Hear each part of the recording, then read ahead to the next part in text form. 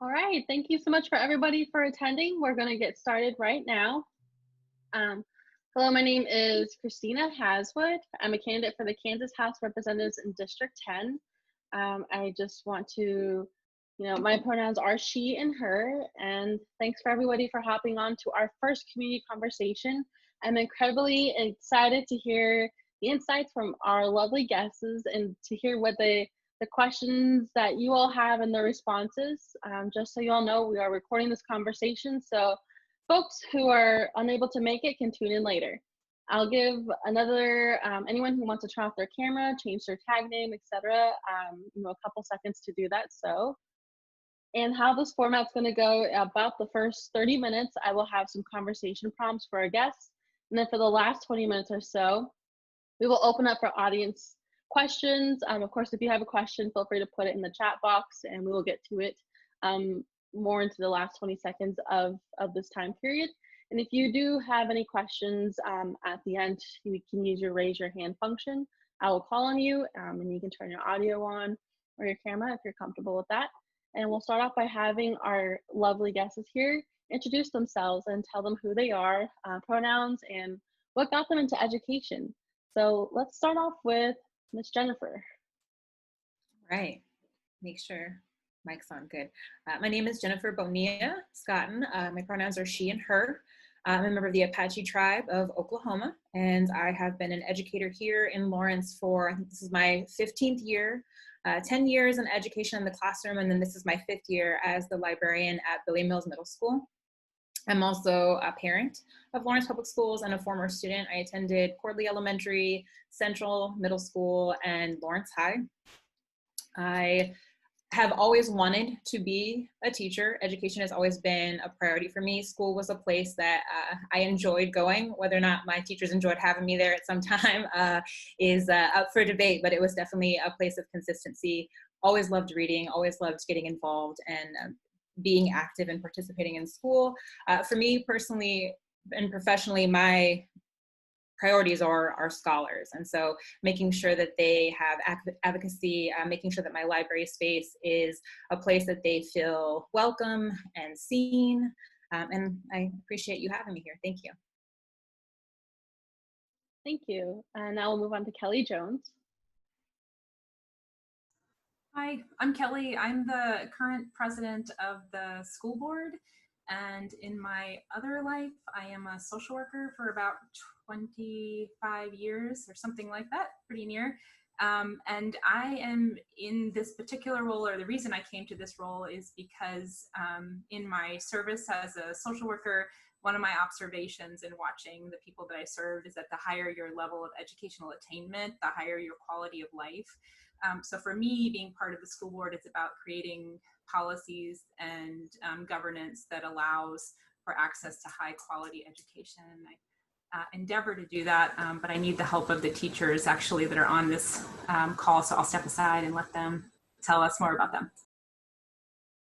Thank you. And we'll move on to Lori Greenfield. Hi, everyone. I'm Lori Greenfield. I'm a teacher at Prairie Park Elementary. I have taught everything kindergarten through 7th grade. I'm also the chess coach here, along with a state vice president of chess, the garden coordinator and club sponsor, and I hold various positions in LEA and KNEA, along with I'm a storm spotter, so I kind of like storms and things. But what got me into teaching, I forgot, my pronouns are she, her. And what got me into teaching, I'm not sure. I came to KU. I wanted to I was in the KU band, and I was kind of looking for something. I was doing music and accounting, and they said, well, why don't you teach? And I'm like, okay. So I really was trying to find my way, and I was always diving into something, obviously, with all of my different things that I'm into. So yeah, I dove into teaching. And being in the KU band, I met my husband, who is a 4th generation Lawrence person. So our kids are 5th generation Lawrence High grads. And I have 3 kids that all 3 are graduated. So that's pretty exciting. But I love it. That's why I do so much for our kiddos. At the elementary level, clubs are not paid, paid positions. And so I like to provide opportunities for our kids. I also serve on the Haskell Education Board or Advisory Board, and I value getting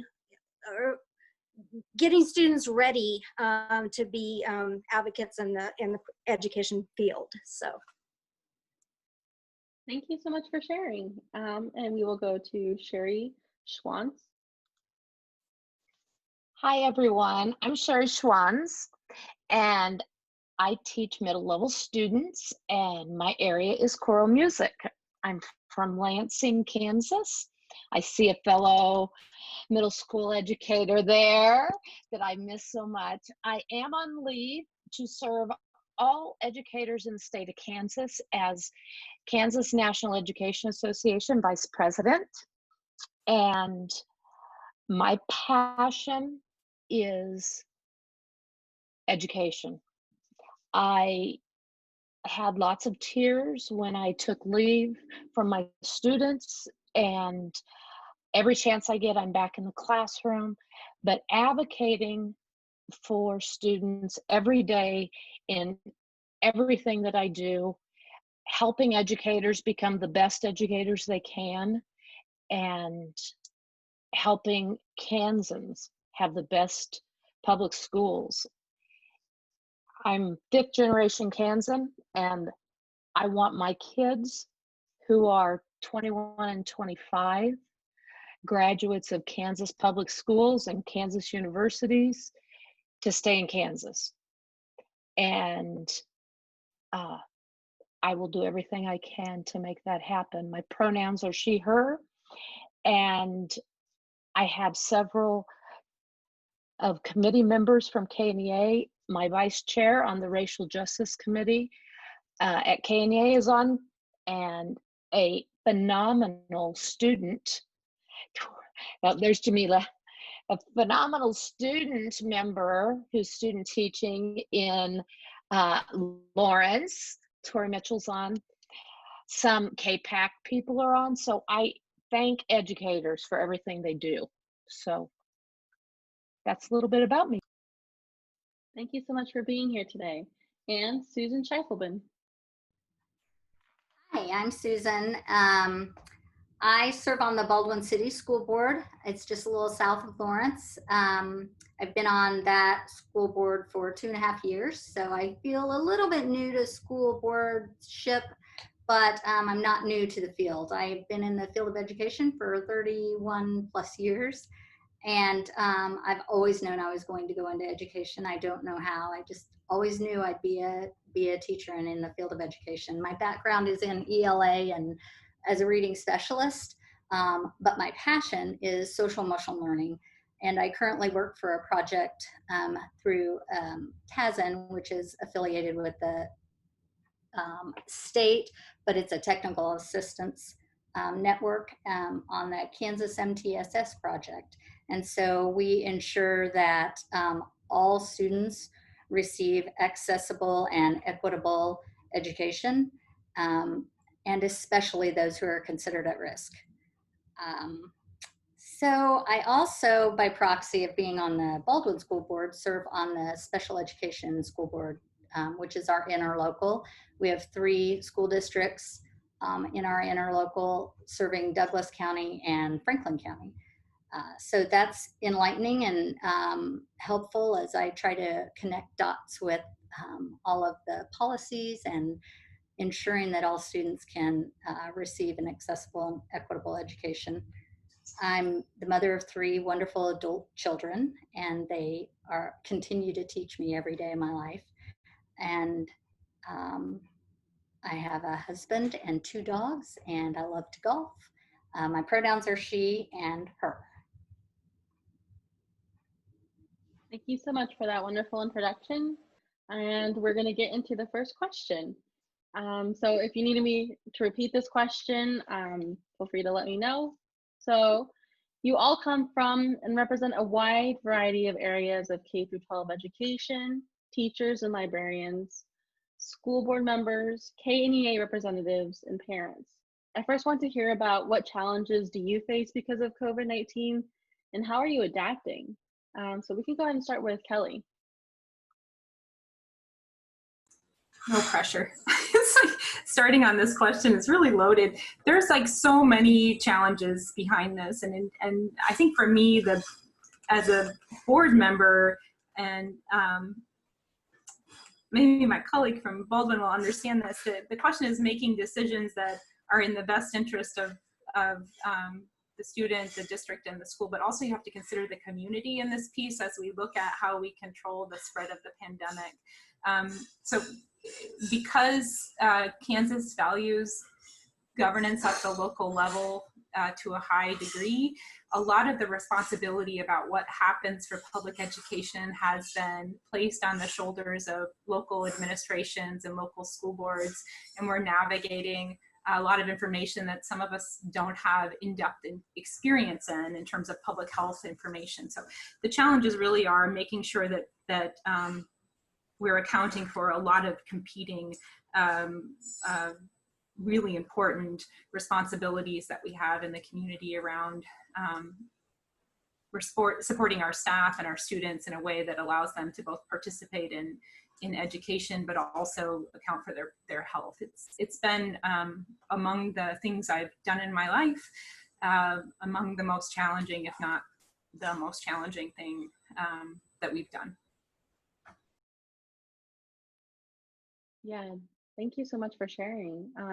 And I guess going over to Susan, talk to us a little bit about, what's happening in Baldwin City and, being in this tough time. Yeah, I can certainly relate to what Kelly was saying. I think in spite of all the challenges, in Baldwin City at least, we have really rallied, and we've rallied behind the teachers and the students and the families. And I'm sure this issues are similar everywhere with the, making sure students have internet access, making sure they have the devices, ensuring that they want to be there to show up when we are remote or hybrid or what have you during this pandemic. And like Kelly said, none of us are experts in this. This is not something I don't think anybody has dealt with before to this degree. But I'd really like to also focus on the fact that there are some really unique opportunities right now. And, some of those being the laser focus we have to some of the critical standards. And teachers have naturally had to explore personalized learning in a way that they never have before, as far as attention to time spent in an actual classroom or online, attention to the place, which is not necessary. We don't learn in just a brick and mortar building. We learn in so many places, and in the way that we're actually demonstrating our learning. I mean, let's face it, sometimes grades don't always reflect what a child knows or what a student knows, and so we've really had to be more tuned in to demonstration of learning. I just think there's been a lot of opportunities in this. Don't get me wrong. I don't want to have a pandemic. I do want to focus on what we can take from this and improve in education also. Yeah, thank you for sharing. Baldwin City, of course, is in my district too, and it's really great to get these perspectives. So let's move on to Sherry. As all of you are aware, Kansas is unique. We set the standard for a lot of the other places in the United States. The challenge is we are big and small at the same time. And some places have more resources than others, and having that global perspective is really key. The biggest challenge is having others around the state. We're caught up in where we're at right here in our little nucleus, our classroom, and looking outside, because there are very small districts that only have, I have a friend who has 6 in her classroom of first grade, and that's She's the only first grade teacher. And that community can social distance. And so exactly what Susan and Kelly said, one size doesn't fit all. And I would challenge all of you to really think about the students and how we're working together, and not placing judgment on different areas and different people's perspectives, because we all want to be face to face with our students as much as possible, but our educators are doing so much work, and I'm proud to say that I'm a Kansas educator. Thank you so much for being that strong voice that we need at this time. Let's move on to Lori. Well, first of all, being a Lawrence educator, I have to give 2 shout outs.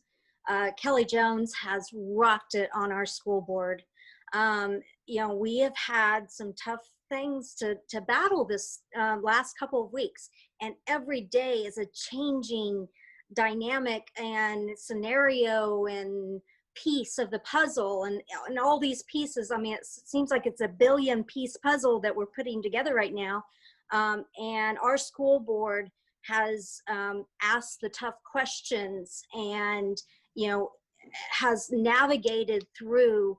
I mean, challenged our admin, challenged our teachers, but they are looking at everything from a data perspective instead of that emotional perspective, and thinking about the bigger picture of our entire district for our students and our staff. And that's a huge shout out that I'd like to make there. Also KNEA, you know, Sherry and Mark, our leaders at KNEA, have been working nonstop this summer, making sure that everyone from across the state, I mean, we have schools across the state are in very different sets and mindsets, and counties that have different restrictions, and they have been there for the members, been there for Kansas educators, for Kansas kids, advocating with KSDE on the daily basis. We have Kansas educators on those task forces, and it's because of KNEA that we have that. My third shout out is to Ann Ma, our state school board representative. She spoke very highly to what needed to happen and what was right for Kansas educators and Kansas kids. You know, that's what we need, those strong advocates, those people voicing their concerns, but asking the questions, the tough questions, and then standing up for what's right, not for what's political. Standing up for what's right for the kids, what's right for the parents, what's right for the educators, because it can't be about, well, who's going to vote for me, who's not going to vote for me. It has to be what's right for the time right now. As far as adapting, you know, what I've been doing over the past 2 weeks is lots of PD, lots and lots of PD. I've been doing that all summer though. I believe in lifelong learning anyway, but I've been trying to figure out, okay, how am I going to take those lessons I did in person and make them just as effective or more effective for my kids in a virtual world? How can I do that? How can I communicate with parents when I can't meet with them one-on-one, or I can't, you know, do that huggy-feely kinds of ways that we do in the classroom? How can I meet their needs in this virtual world? You know, I have littles in 2nd grade, and their families come from lots of different backgrounds. So how do I navigate through that in the virtual sense, and have them know that I care, that I am about them and where they're going to go, and I want them to succeed, and once they're my child, they're always my child. I'm going to follow them all the way through. And how do I make those connections and build those relationships that I do at the beginning of the year? That's what we've been tackling, and making sure those parents, understand that we're here for their child. That's our worry. That's kind of our challenge right now. But I see this as a time of opportunity. Like Susan said, we have an opportunity here to change how education looks and feels in a good way. So, I guess take that challenge. And I like to think about the quote, failure is not an option. Our future is in my classroom. The future of Lawrence, the future of Kansas is in my classroom right now. And failure is not an option. And COVID's, whatever with COVID, but failure is not an option. And that's my thought. Thank you so much for sharing, Lori. And Lori is a teacher at Prairie Park Elementary, which is where I went to elementary school as well. And it's just really great to see, the passion and the direction of how we go forward. Okay, next we'll go to Jennifer. So one of the things I think is true and has always been true in our profession is that teachers, educators, they always adapt. And I think it's just been brought to the forefront during this time of how school communities and learning communities are really coming together for our students. And I feel like all of this preparation time that we have now as teachers is being, we're really trying to make sure that we are as prepared as possible. One of the things that I would like to see moving forward is, we talked about, I think this really brought to light, even though, we have communities that may not have been as involved in maybe like school board meetings, but now I think, if we want a silver lining, I think now our families are seeing what level of advocacy and what level of voice that they have. And I feel like that has been something that has been adapted, and to really get our communities to see that we're really here for them, and that our school board is here for them and works for them. Our state school board, how many people now can identify who their state school board member is, and really engaging our communities civically, because I think we have, there are some communities that historically have been marginalized and not participated in some of these because they felt like maybe it wasn't their space, and now just really hearing those voices and helping to amplify those voices so that we can make sure that our students are ready, closing that, that digital divide, because in our own community, in Lawrence, even though we're not that small town with, 6 students, there are students who have trouble accessing Wi-Fi or accessing some of the materials. So I think in terms of adaptability, yes, our teachers have always done that. And I'm always just so amazed at how they come together. So a great example is, my learning community at Billy Mills, we had some students, who hadn't declared yet, what they were doing. And these teachers rallied and phone banked, and in an afternoon found out and got to touch base with, and they just really provide that community, that family touch. And I think that adaptability is always there, but I think that advocacy piece for our families has really come to the forefront. Thank you so much for sharing that. I think a lot of people with the school board decision, the statewide school board decision, really put into perspective on how much we need to get more involved in our community and that type of politics. And I've seen it too with the young people and on social media. Everyone's just on top of it, which is really great. And we definitely want to keep that pushing forward. And so for the next question, I'm going to start with Susan. And so, over the summer, many in our community hit the streets and continue to do so in solidarity with the Black Lives Matter movement. And as a result, there is an increase in consumption on anti-racist reading in the classroom. How do we continue this anti-racist education, and what can we do to promote a more inclusive and diverse education in our public schools? This is with our social justice movements happening not only in Lawrence but across the country. How is your school and the school board of Baldwin City trying to tackle this? Well, that's a really good question, because we, as many of you may know, we live in a pretty white little community.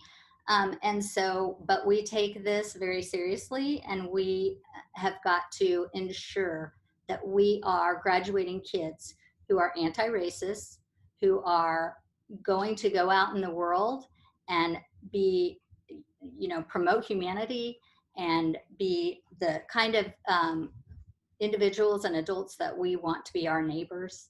And we are taking steps we formed a small equity committee to look at our disproportionality data to see if there is any disproportionality. We're ensuring that we have textbooks that represent all backgrounds, very diverse. And our administrators are very serious about wanting to self-educate. So book studies, discussions, conversations, it goes way deeper than that.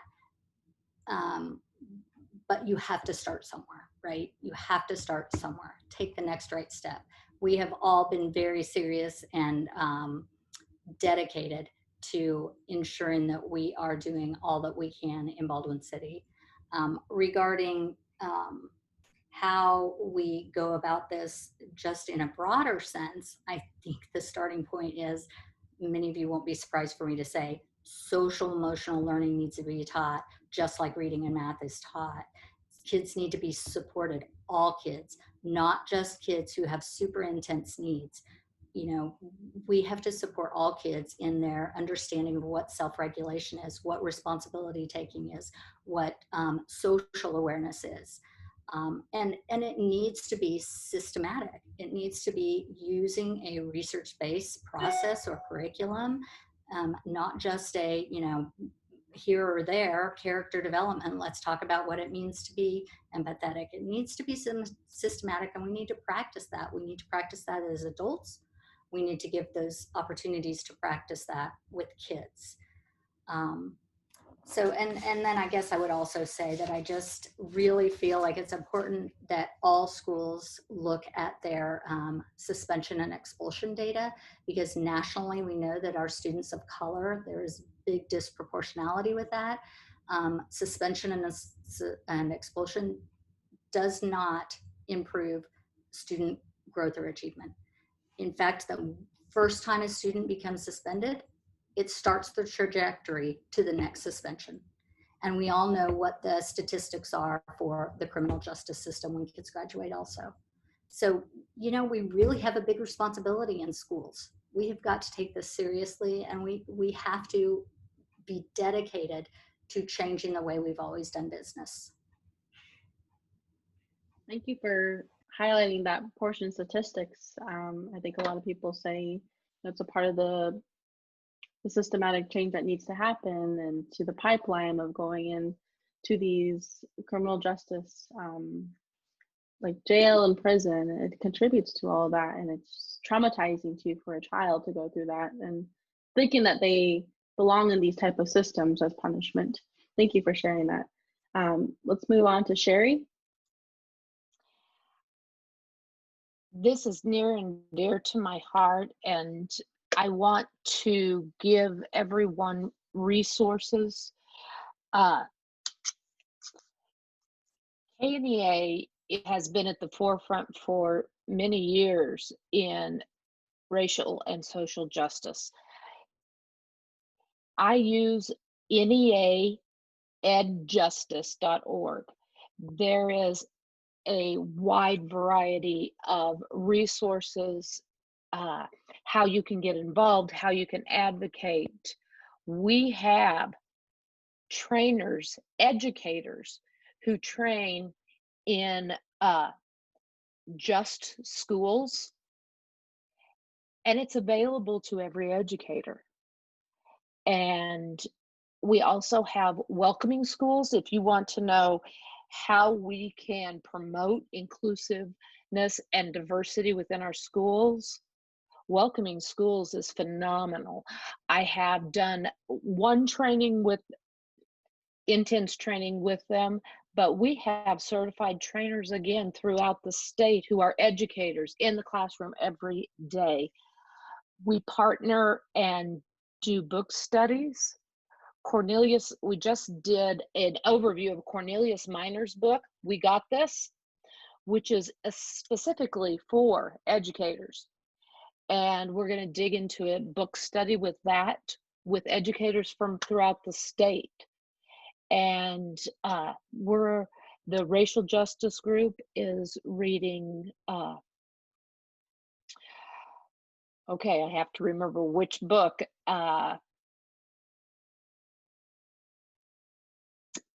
the anti-racist book, How to Be an Anti-Racist is one of them. And we are doing those kind of interactions with educators throughout the state. And so there's no short of resources.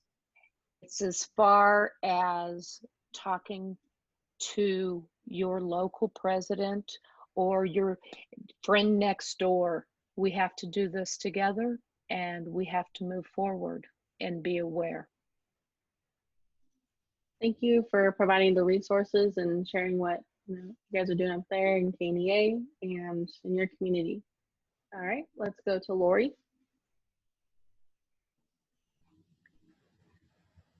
I too have been diving into this work.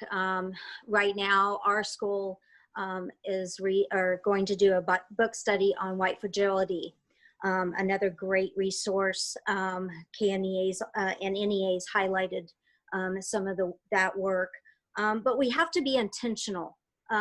We have to be intentional with the resources that we put in front of the kids, the curriculum we put in front of the kids, the conversations that we have, and allow them to have those conversations. My second graders can have intentional conversations, deep conversations about pronouns, about race, about, all kinds of different things. You need to allow them the space to have those conversations and help cultivate those conversations in a productive way. Our district, and a shout out to our district, we have a cultural relevant rubric that we can use on any lesson, any activity. And in fact, last year we used that rubric to decide how we should go about celebrating the Chiefs. Okay. Yes, this was supposed to be going to the Super Bowl, but we use that rubric to vet our Spirit Week that week, because some of the things that some of the ideas that were thrown out seemed like harmless activities, but it was a microcosm that just didn't need to happen. And it didn't need to happen at all in our times right now. The other thing intentionally I want to start doing, NEA has done this, is paying tribute to a land acknowledgement, especially with Native. We have a bigger Native population here at Prairie Park, and we need to be intentional in acknowledging that. NEA has given us those resources to do that, and hopefully we can start spreading that through a lot of teachers. So I think it's just being intentional with the things that we do and the things that we put in front of our kids. Thank you for sharing that and giving examples of what you're doing in the classroom. Those issues are extremely important to me. And I am just so proud to see that, my old elementary school, you guys are really, pushing forward. It's really exciting to see. And now we'll go to Jennifer. So I'll reiterate what Sherry said. There is no shortage of resources out there for educators. You can find them, you can download them, there are videos, there are webinars that you can attend. For me personally, I feel like the work has to be done by the individual teacher, and that commitment has to be made by the individual teacher.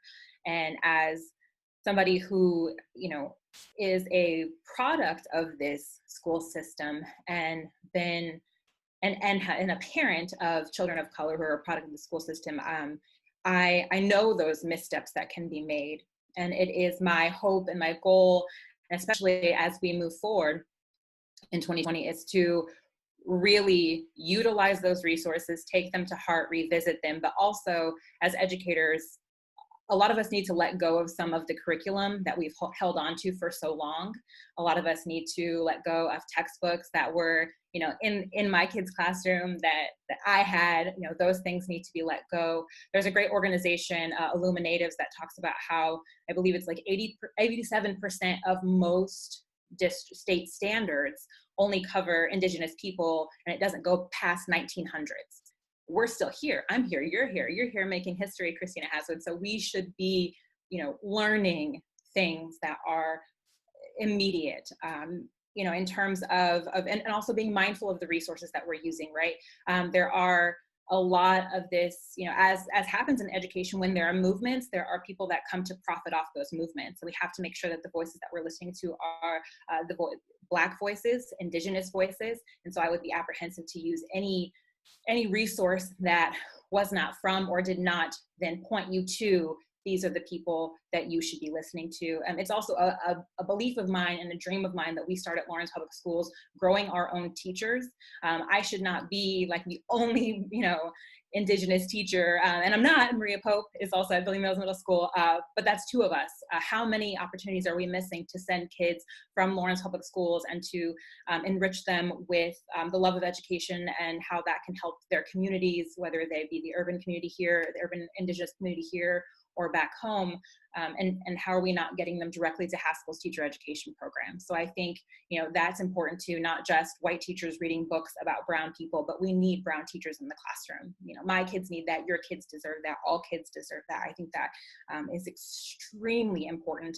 And then also this idea, especially moving forward and as we get ready to talk and discuss, I went to a great webinar conference over the break, and it was called Embracing Equity, and it talked about this idea of safe spaces, right? We want to create safe spaces where people can have these conversations, but they challenged that and said, well, we need brave spaces, and we need brave spaces where, as educators, we can hold each other accountable for the things that we are doing that are hurting our students. And I need to be able to go to you and say, this particular curriculum that you're using does not enrich, does not sustain, does not make this child or our students better at the end of the day. And really being able to have those brave conversations and listening to that feedback from each other. Thank you so much for your insight and just expressing passion of getting more, Indigenous peoples and BIPOC teachers into the school districts. I believe, I know on my personal page, I shared a post asking when was your first teacher of color or your first Native American teacher? And for me, it was when I got to Haskell New Nations University at the university level, where I saw my teacher who looked like me in that representation. Yes. And representation. Not just getting them there. Sorry, not just getting them there, but we need to then keep them, right? To be able to keep them in our community and welcome them. So absolutely, and that was mine too. Yeah, I know a lot of, great student teachers from Haskell, and they, I think maybe if we encourage having more I don't know what's the current curriculum of getting them to KU for, masters in teaching. Not too sure how the strength is. Or going to Baker University too is another great option for higher education. But thank you so much for sharing. So everybody else, it's about 6:43 right now. We are going to take some audience questions. If you can raise your hand, or if you want to, you can type it in and we can read it out loud. And does anybody at this moment want to ask our great panelists any questions? Could be from what's the school year going to look like? What's some tips on how to keep, I guess, your kids excited about online learning? Anybody? Connor? Hi, okay, my name's Connor Throsh. I am a current senior in high school. I started high school about 2 days ago. So my question is about COVID in schools. So I went on my first day. expecting to see some sort of change within our school building, some sort of precautions to keep the students and faculty safe, because I had actually spoke to the school board a while back when the whole Kansas Board of Education scenario happened. So I spoke to them, and they had promised the students and the teachers and everyone all of this personal protection equipment. They promised them that we'd be social distancing. They promised them that we'd be taking every necessary step to keep everyone safe. But sadly, when I got to school, that was not the case. There was no social distancing in the hallways. They were crammed like normal. I was sitting in a classroom with 30 others where my elbows were touching the next person. My stuff was touching theirs.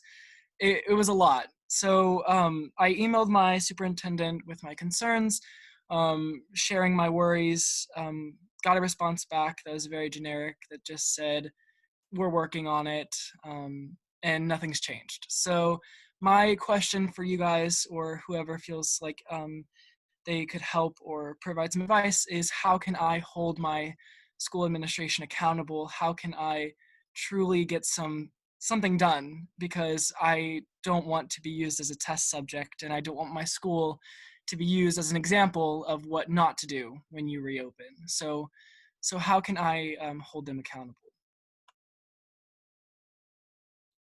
Thank you for sharing, Connor. So should we start with Sherry? Do you have some advice for Connor? Connor, I keep up, don't stop, because you advocating, and I don't know what school you're at, there is gating criteria at ksde.org that the state school board, educators, health professionals, Kansas Department of Health and Environment, the experts. And the part that you're talking about is the first part of that document, not the educator part, but the health experts together wrote that part. And don't stop advocating for yourself. We need more advocates out there, and bring it to ask the since you got a generic from your superintendent, I would have you ask your principal, because the superintendent will probably send you back to your principal, and then you just go up. I've talked to the principal, I've talked to the superintendent. Then it would be going to the school board. So that's the short of it. Long, that don't stop. I can tell you, can I jump in? Is that okay, Christina, if I jump in? Yeah, I was gonna go to you Calling too. out names, I realized I just like, hey, I got something to say. I can tell you that as a school board member, nothing is more powerful to me than when a student says, hey, this is my experience. Educators too, when they tell them, but there's something really moving about a student that comes to you and says, this is my experience and it's not okay and I'm not safe. And even if you, and I agree that there's this kind of persistence that has to occur, but I'm hearing that you did really smart advocacy. Like the work that you already did was pretty smart. So sometimes it's about the questions that you ask and how you ask them and who you bring to the table. But even if and Christina will maybe we'll see this in just a moment as she enters into her new role, but there is this moment where there's this like flood of information and emails that come to you, and they are hard to ignore. So when Lori said that we're making data-informed decisions, we are, but I am pretty susceptible to like an emotionally compelling argument and how that impacts the community as well. So when Susan talked about the social emotional health of the people that I serve in terms of the students' body and the teachers and the administration, that matters to me as well. And it's interesting right now because there's this competing value around in-person education and creating exactly what we've always had, and then accounting for public health, and to both of those things have value. So when you talk about it from your experience as a student, what you're saying when you say I go into a classroom and I'm not safe, you're essentially saying two things to a board president or a superintendent. Are you comfortable with this in a headline in a newspaper? We all kind of go there. Is that the representation that we want to have? And pretty soon we make the calculation that no, we do not, in fact, want one of our students to be the person that makes the headline. And then that maybe shouldn't be the only thing motivating us, but that's there. The other thing that happens is it's not like the squeaky wheel always wins. It's actually that when you make those thoughtful, compelling arguments that we cannot ignore, at some point you have momentum enough to move your argument forward in a way that best serves you. It may not be exactly what you want to see happen, but you can find this middle ground. And when you think about the resources that Sherry said, you might not be the expert of all those documents that exist right now that we're all looking through and sorting through, but your basic argument is so strong that if you continue to say it, it will in fact move grown-ups around you and you as a young adult to make different choices. And it can be really hard to do that. I think quite lonely. And I just really admire that you're here in this space, that you went to your superintendent, that you're brave enough to stand in front of the school board. And I hope that you end up continuing in that path as you grow in your next stages of your life. So just thank you for doing it. We all need to be listening to students. I would also offer, Connor, you don't have to, I think sometimes, and I'm very, very new myself, even as, 36-year-old to civic engagement and advocacy for myself and for people who maybe not have the voice. And there's nothing wrong with you asking other people for help and saying, I don't feel safe. Here is the email address to the school board. Here is, a phone number. I don't feel safe. Would you call for me? Would you mind doing that for me? There's absolutely nothing wrong with that. And so I'm actually Googling right now as librarian. I'm going to also look, and I will, for you, email and say, this student spoke to me, spoke to us and expressed not feeling safe.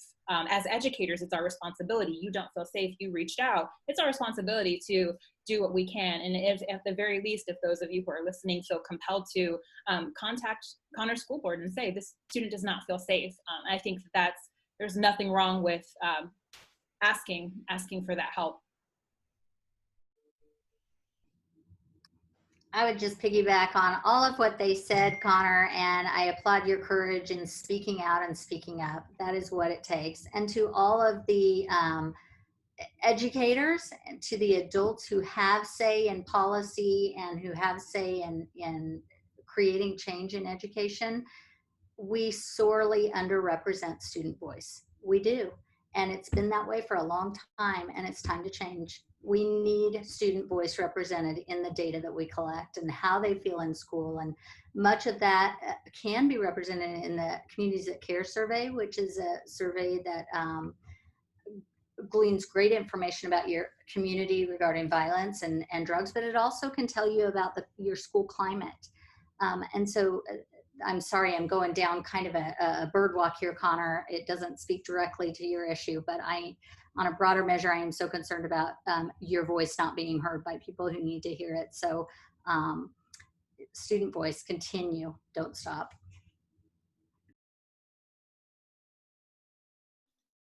Thank you so much for sharing, Connor. It's completely alarming, and we definitely want to all help you raise your voice up as much as possible. Did anyone else have any last minute advice or comments for Connor? If not, then is there any more questions from the audience that they want to ask?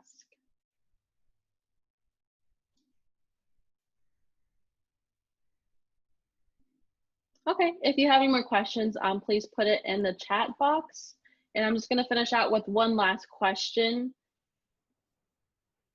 If I'm elected in November, I would want to be able to be the best advocate I can for our schools. In my primary, I was the only KNEA endorsed candidate. And I want to keep that strong voice, not only during the election, but throughout if I do get elected to the next 2 years of my term. what assistance to education policy during this time do you want to see from the Kansas State Legislature, and what things do you think may get overlooked? So let's start off with Kelly. So I have a long list, and I don't want to overwhelm you because I really want you to continue to do this for longer than 2 years. So I'm going to make it really brief because I think you're going to be great at this. I'm so happy that you're running and that you talking about being brave and in brave spaces, that you stood up and did this. I just think we're so lucky that you're here. So thank you, thank you, thank you. The one thing that I think gets lost in this conversation about the pandemic, and I don't want it to get lost, and it's something actually that I think we can make movement in Kansas, which might not feel like it at this moment. But for schools, we need sensible gun control, and it sounds like a minor thing, but even this week in Lawrence, there was a threat of violence in one of our buildings while we're dealing with the pandemic, and we've had a series of those issues moving through the school year. So if we're in a state that isn't ready to fully maybe realize the kind of gun control that I personally prioritize, I do still think there are things we can do to help protect our school body, to help protect individuals who are experiencing suicide ideation and individuals who might be in situations with domestic violence. So I think that's actually an important thing on a lot of different levels. And then the other thing that's come up really right now in a profound way, when we talk about this idea of like whether you have kids in school or not in school, one of the issues that has risen to the top is this childcare issue. So we have to think through how are we supporting families in early child education, and how are we supporting parents, particularly our most at need parents, in providing adequate and quality child and care. And early childhood education being something that I think everybody can get behind, regardless of your position politically. Goes hand in hand with that issue, but is really its standalone educational issue of its own that is getting lost and underrepresented, and can do a lot in the terms of the equity work that we talk about doing. If you jump in right away from the start, that's powerful equity work. That's the kind of place where you can see movement in reducing the opportunity gap that we now are living in and experiencing as members of this community. And then I would say that one of the things that's happening right now for right now in the immediate related to the pandemic is how do we support the workers that we have when their jobs are changing dramatically, particularly for our classified staff. So thinking about the food service workers, our paras positions are changing radically. And we as school board members are very restricted in how we can fund those positions in this current environment, because so many of our para dollars are tied to federal special education dollars. We need assistance from our state government to help retain those positions so that we are not looking for new ones in 365 days, because that is what we are facing as a local school board right now. I can say that people may be very thrilled with the work that I've done so far, but I don't know that they're going to feel that way about me in 2 weeks, because I actually don't know how we maintain all of these positions in a virtual environment and do it in a way that is ethical and right in terms of our governance and monitoring budgets. And I feel like personally, as a board member, I have been backed into a corner because our government, both at the federal and the state level, has not stepped up to adequately fund education during the middle of a pandemic, and it's really irresponsible. So no pressure, Christina, I'm sure you've got this. If you could hit some of those areas, and I have a longer list, but that's where my soapbox stops, and not stops, starts. And just, again, thank you so much for joining us and doing this hard work that you're doing. Thank you so much for being a supporter of me, and I'm pretty sure we'll have another conversation Yes, later. You will. You ask like Mike Amix, like sometimes I just call, so you might find out that I'm on your lines every now and again. I'm fine with that. Yeah, definitely. I look forward to it. Thank you so much for, speaking today and giving that voice today. We really needed it. So how about we move on to Jennifer? I appreciated Kelly's list because I was able to check some off of mine. So now my list does not seem as long because I was able to check those 4 things off of my list. So I will just say, I think one educational policy could be calling for mandatory ethnic studies in our early childhood through 12th grade and what that looks like.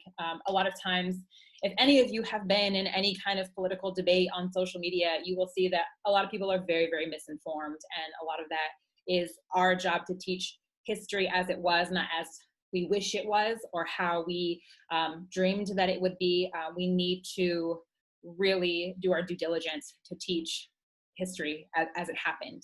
So I think that, and then not only that, but amplifying and celebrating diverse voices through ethnic studies K through 12.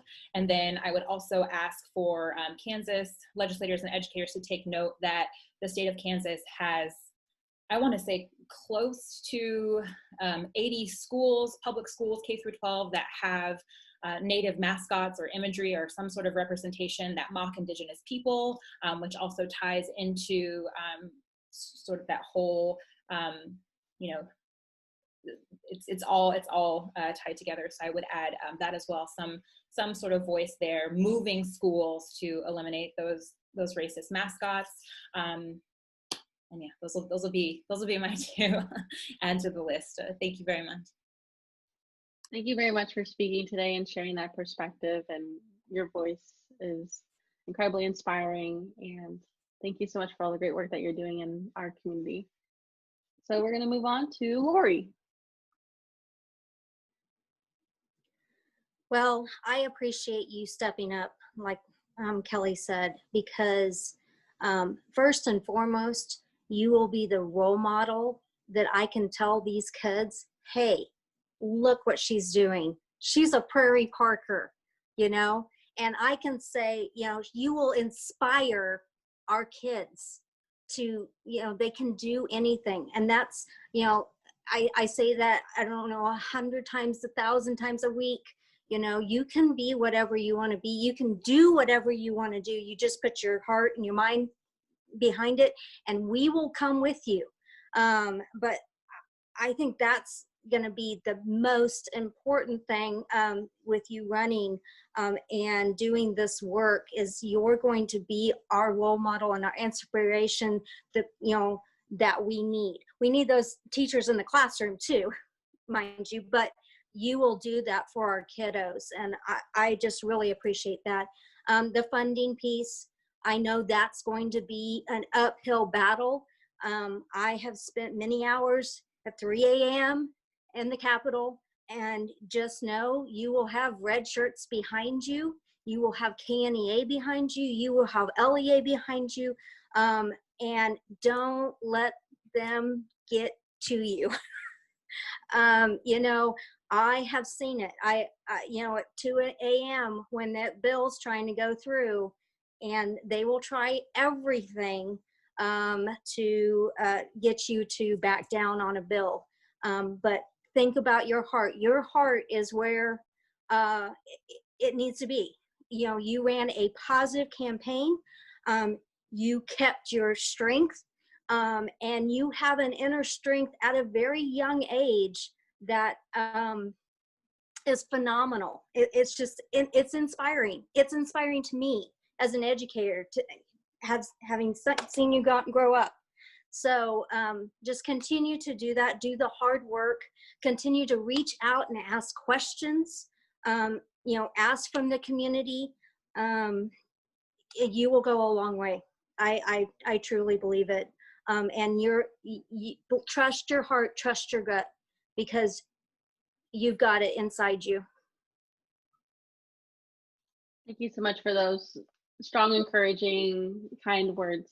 And I look forward to hopefully, you know, inspire more of the Prairie Park Elementary kids, because we do come from this different side of town that we're, you know, it's completely different from the other side of town. And I always share this story where we used to do our state math and English and reading, and I would see our scores in the newspaper in the Lawrence Journal World, and my schools was not in the top schools. And at that early age, I already knew that I didn't go to a good school. But definitely want to, you know, I'm pretty sure we can inspire the kids to perform as well as they can. Thank you so much for being on today. And Sherry? As someone who works a little bit with legislators throughout the state, keep in mind that the educators, though they're remote or hybrid or face-to-face, especially remote and hybrid now, their workload has increased tremendously. And there is data and there is research that it takes more planning to plan for this. And when the pushback starts to happen with, oh, they're just remote, we can put 40, 50 in each class, it's no big deal, or whatever, please step back and ask those questions of the educators, because they will. The Lawrence educators will have your back, and they will give you data from their personal experiences. And go with those stories. Go with the story from Prairie Park. Go with your stories and do what's right. Our staff and our students need help with social emotional health. That's not a stigma. Our staff in our schools, when our kids were ripped away from us in March, how many educators I got calls from who were crying all night. How can I meet my needs of my students? These are mine. We take these personal. Our kids are ours. And so keep in mind that our physical health and our mental health are one and the same. And our students were also taken from us. And sometimes we're the only people that they have. We are destable. So really digging down into when people will push back, keeping that in mind as we move forward, and don't go back. And if we're still, we're moving backwards. Keep moving forward. So thank you. And when you take office in January, that's the wording you need to use. Thank you so much, Sherry, for coming on today. And it was a real treat to have you here today. And I'm so glad that you were able to answer these questions, and for our audience question as well. I look forward to continuing to working with KNEA, and I look forward to having their help as well. Thank you so much. And last but not least, Susan. Well, I think it's probably been said by others. Kelly really spoke to the funding issue deeply, and I can't speak to that enough. Funding is an obstacle in getting things done. There's obstacles in the way the funding formulas are divvied up. You know, sometimes we end up siloing special education from general education because the way the funding has to go through the, funnel. And it's frustrating when we know that all kids deserve to be in that core grade level instruction. And we know now that pulling students away and putting them into, if they have an IEP, into a classroom, statistically, they're not improving and achieving. Their growth is not growing. We know that our specialized teachers are important and needed, but we also need for those general ed classrooms to continue with high expectations and to include students. They're gen ed kids first, then they need the specialized educational supports. And sometimes that funding can be a real issue with doing what's right. And school districts know what's right, admin and teachers, they know what to do for their kids. And sometimes their hands are tied by that. The second thing I would say is just really tuning into the mental health reform initiatives. I would ask that, and I also will be contacting legislators to ask that that special committee on mental health and modernization and reform really expands that mental health intervention program. It initiated a pilot program in 2018, 2019, and it really helped like 7 or 8, I can't remember, school districts across the state to build bridges with mental health community agencies. So, lots of kids don't have access to getting to mental health agencies. Bring them to the schools. Let's take away some of those barriers. And there are ways, and there are projects out there that are working really hard to create those paths and avenues. And so I would like to see some of those legislative decisions in the mental health area, taking away some of the barriers that students have to mental health. And we know that students are not, you know, there are kids who are going to struggle with mental health all their life, and there are kids who are going to ebb and flow and have times in their life when there is something going on and they need support. So we just really need to create a climate of support for all kids. I think that's all I had for now, because everybody mentioned what I would reiterate. Thank you so much for sharing, Susan, and you bring a great voice for your community as well. And mental health definitely will be an issue, and it's an issue that we need to put in priority, especially with this crazy pandemic and this unprecedented time. I imagine students' home life has been changed a lot too, with their parents working at home and parents not used to having their kids for that much amount of time in the day. Thank you so much for speaking on that important topic. And with that, Christina, thank you. I Yeah. want to give a shout out. Kelly mentioned early childhood, and the National Teacher of the Year is from Kansas, and the very first early childhood educator. So please, if you would like any support, help, way to use early childhood education, she is phenomenal, and she will get back to you. So there's for school districts, and for you, Christina, there's a resource. Thank you so much for letting me know that. I know making early childhood education, you know, universal. I've heard so many teachers say that we need that. Definitely forward with our future education. Thank you so much for bringing that resources. And we do have a lot of resources in the chat box.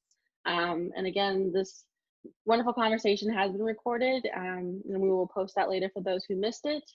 And thank you everybody for hopping on. Thank you to our panelists for being a part of this conversation. I know I've learned a lot from all of you and from the questions that we gotten today. And I want to start having these types of conversations every Friday at 6 p.m. with different community members. I'll be posting about our next conversation on all my social medias, on my campaign social media, which is at Haswood4KS. So to make sure to look out for that, and please feel free to always reach out to me with any ideas or information on how I can help you. And again, thank you so much for hopping on. Take care and have a nice evening, and wear a mask. Thank you so much. Bye.